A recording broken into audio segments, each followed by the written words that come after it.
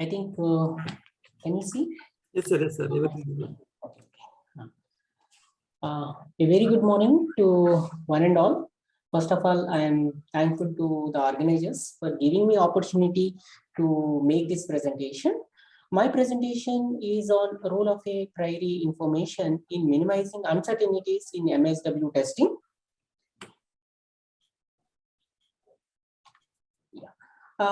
Initially, I will be discussing about the purpose of seismic site characterization and need of MSW testing for carrying out the seismic site characterization. Then I will move on to the testing procedure and underlying principles on based on which MSW test provides the shear wave velocity profile.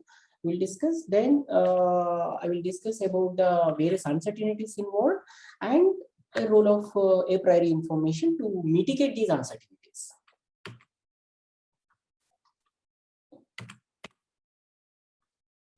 There are a number of seismic hazards. All these, as you can see in this photograph, all these seismic hazards are directly or indirectly triggered by the ground shaking hazard. So it is very important to mitigate any seismic hazard or build earthquake resistant structure at a location. We need to assess the ground shaking.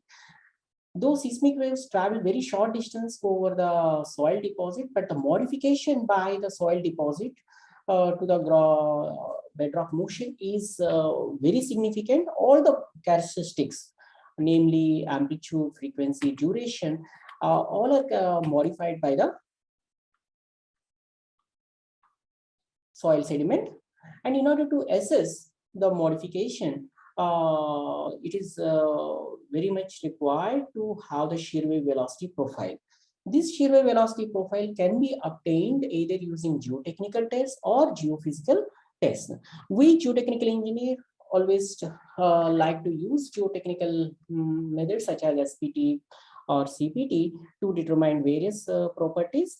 And similarly, here we can determine the shear wave velocity from the SPT and cone penetration test and other tests. But the problem is the determination of shear wave velocity from the SPT is not straightforward. It is, we need to use empirical correlations, and the validity of these empirical correlations is highly questionable because shear wave velocity is a low strain property, whereas these geotechnical tests SPT and CPT are high strain properties.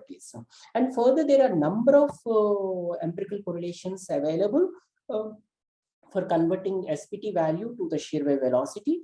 And for instance, if you use these different correlation, there are about 20 to 30 20 to 25 correlations are available. If you apply these correlations at any particular site to determine the shear wave velocity, you will understand that this value determined shear wave velocity can vary over 100%, even more than 100%.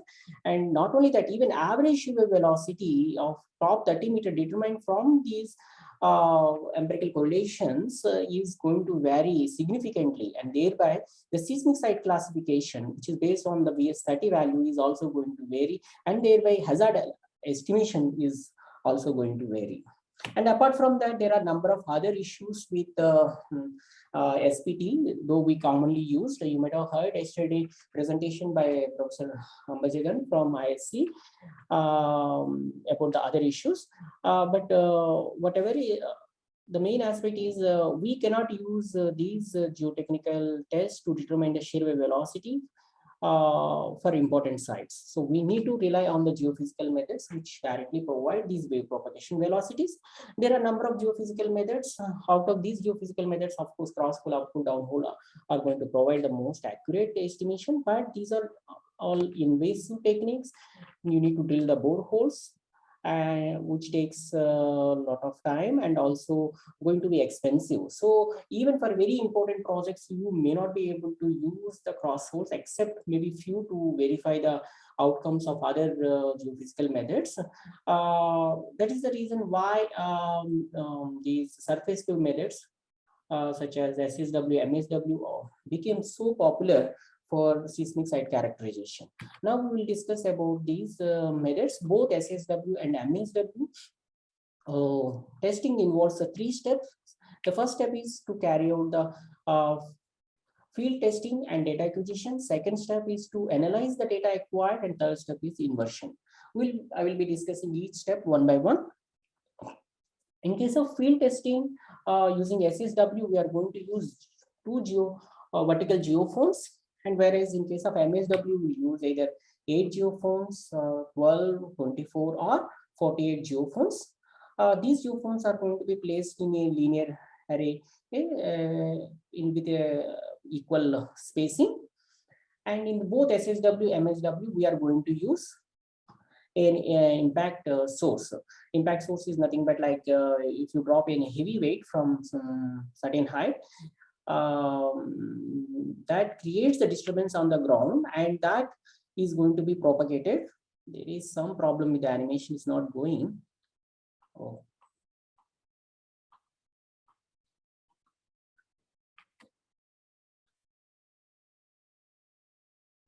Very sorry, actually I included some animation. It is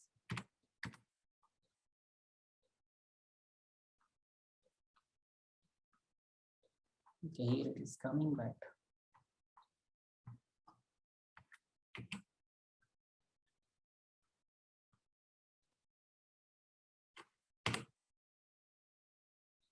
Okay, there is some problem. The animation is not running, but when you drop the hammer from certain height from the ground surface, it's going to create the disturbance. That disturbance is going to propagate through the ground and reaches these geophones. These geophones basically measure the ground vibrations, and using these ground vibrations, we are going to assess the velocity of the ground at different depths. So it may be surprising to some of you how the geophones placed on the ground surface is going to provide the shear wave velocity at the deeper depths. To understand that, let us see the underlying principle of surface wave testing. When the hammer is dropped over the ground surface, it creates disturbance. In time domain, it is like some impulse pulse, but when you look at in the frequency domain, you will understand that it consists of different frequency waves. And particularly when the hammer is dropped from certain height, it creates 67% of its energy to Rayleigh waves. Rayleigh waves depth of penetration depends upon their wavelength. Wavelength is inversely proportional to the frequency. So here, suppose this low frequency wave is going to have the higher lambda, and thereby their penetration, they penetrate to the deeper depth. So their velocity of propagation is going to be influenced by the stiffness of the material to the deeper depth. On the other hand, high frequency waves such as this, they will have shorter wavelength, and the stiffness of shallow materials are going to influence their wave propagation velocities.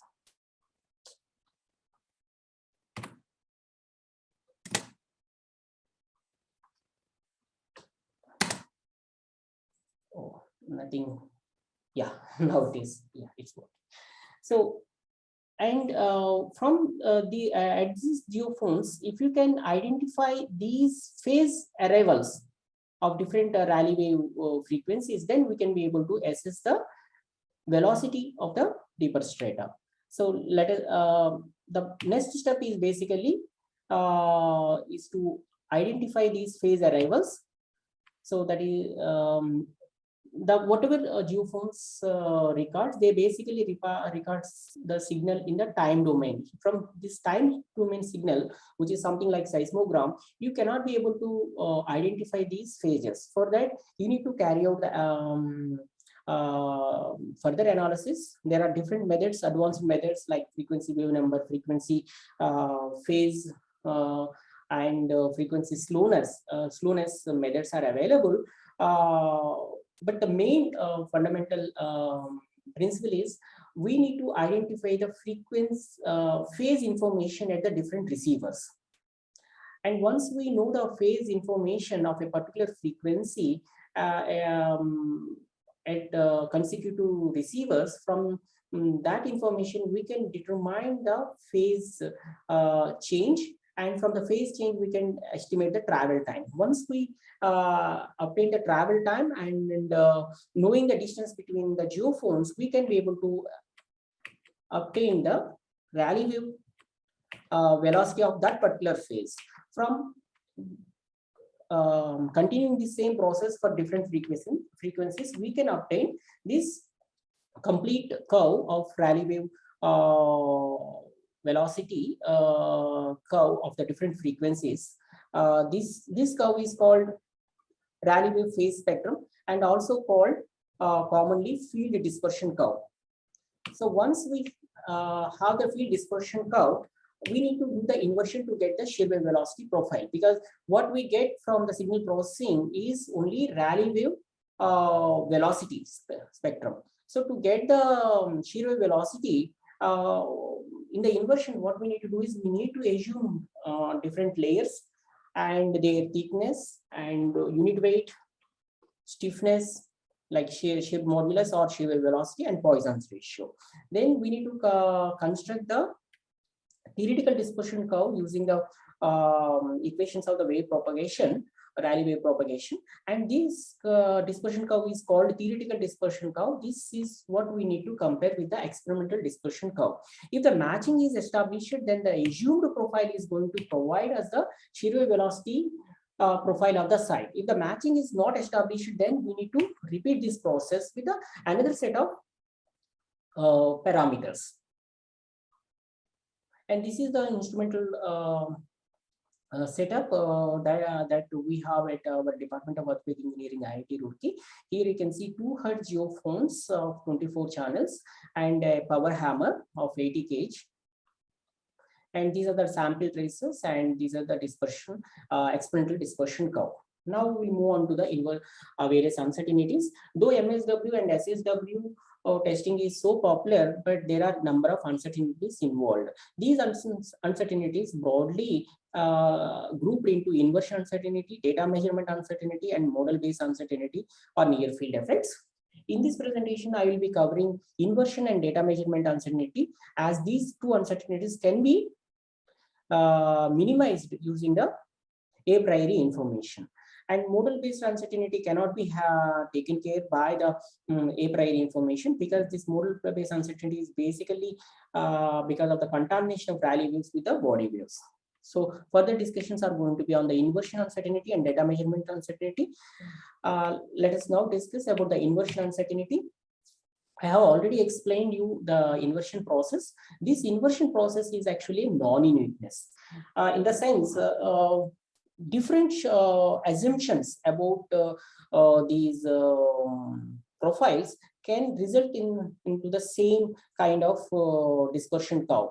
So as you can see here, like 4 different combinations of these layer information, stiffness, and unit weight, and Poisson's ratio are resulted into the 4 different shear wave velocity profiles, which are having the same or similar kind of dispersion curve. These shear wave velocity profiles are called equivalent profiles. The problem is, though they are having the same kind of dispersion curve, but if you estimate the BS30 and site class and site amplification through the ground response analysis, the results are going to be different. That means these equivalent profiles are not really equivalent in terms of their seismic site response. So there are number of studies conducted by our group and others. So those who are interested, they can see how various parameters influence this inversion uncertainty.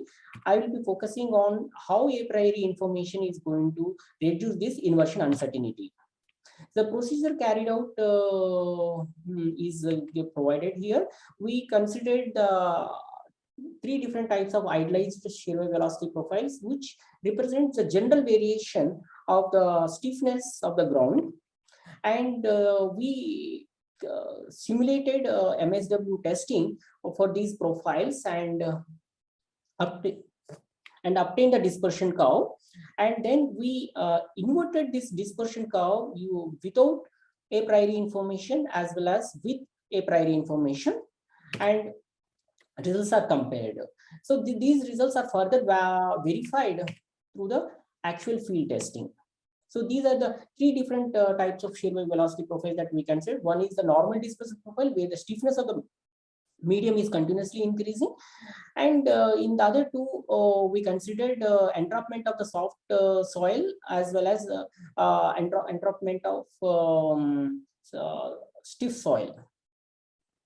So for these profiles, we carried out the numerical simulations, considering the axis symmetry modeling in Abaqus, and the hammer loading is simulated using the half sine pulse as shown here, and traces are obtained from the observation points, and dispersion curve is obtained from these traces, which is treated as an experimental or field dispersion curve.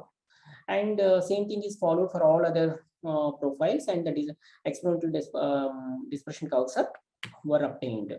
So we consider this experimental dispersion curve as the dispersion field dispersion curve, and then we carried out the inversion, considering like assuming there is no prior information and assuming a priori information. So these slides provides the results of our analysis, considering without considering the a priori information. Initially, we generated 5,000 models and their dispersion curves. From these dispersion curves, we picked the best 500 profiles which are closely matching with the dispersion curve, experimental dispersion curve. As you can see, these 500 profiles, whatever shown here, they are having almost a similar kind of dispersion curve. So you can call them as equivalent profiles. So these equivalent profiles, if you look at these shear wave velocity profiles, are totally different from the actual shear wave velocity profile.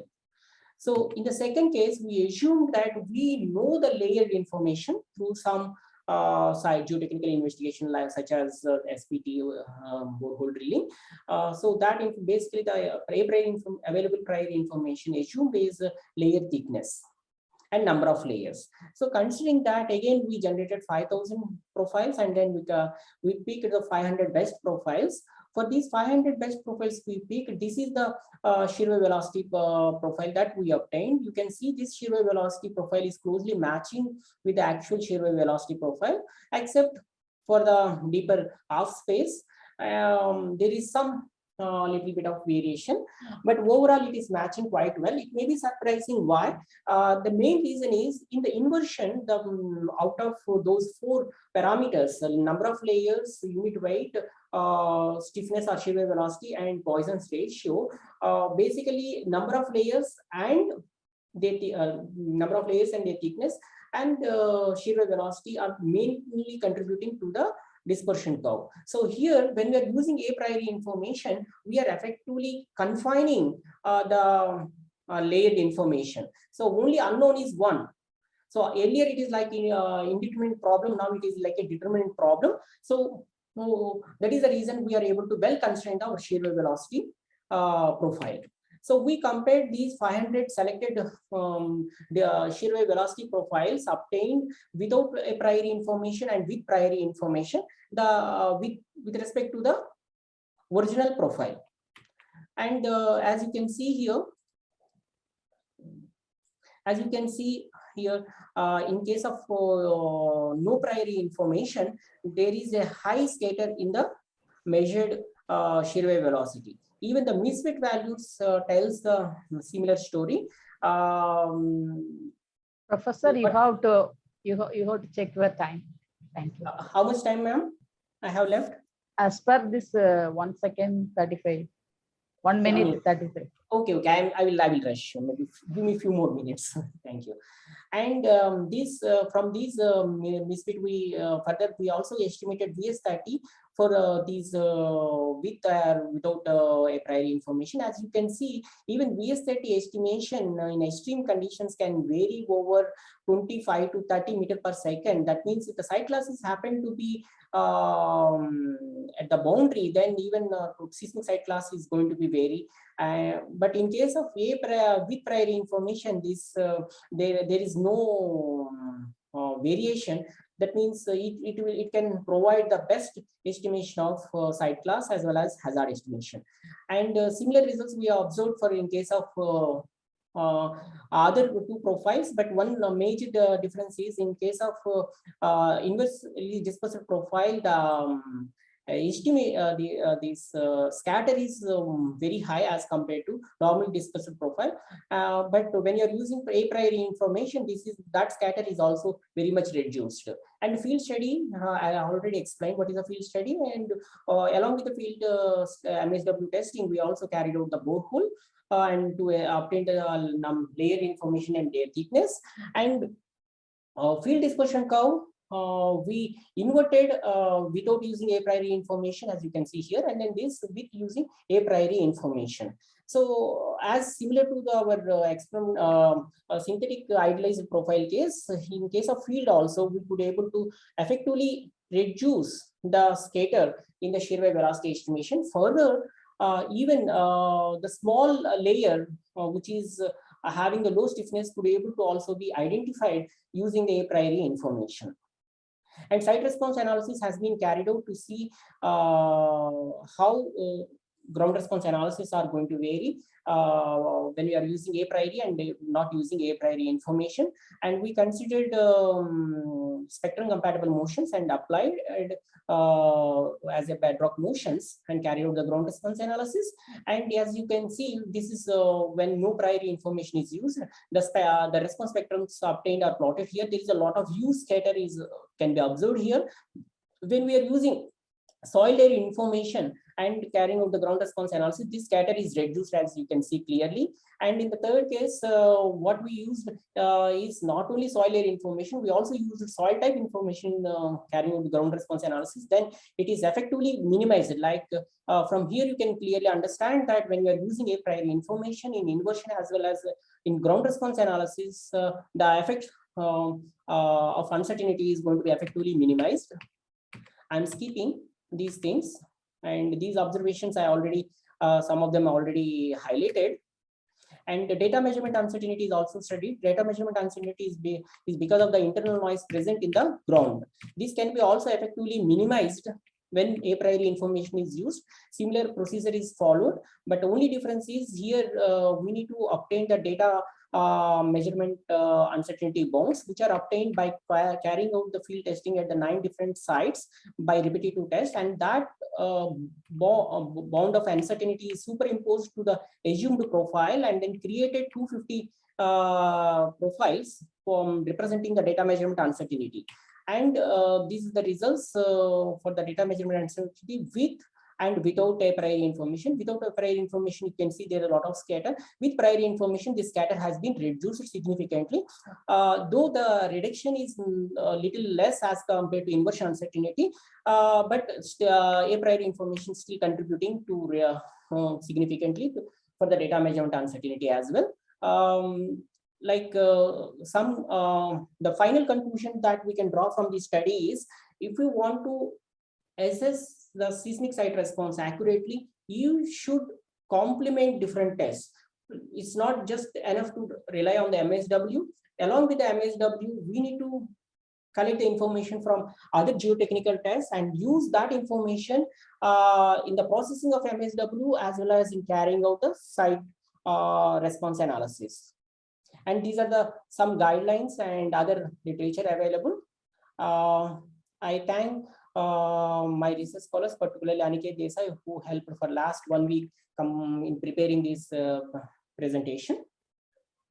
And other work this work is particularly initiated by Dr. Narayana, who is now working as a faculty in Jadavpur University. Thank you, one and all.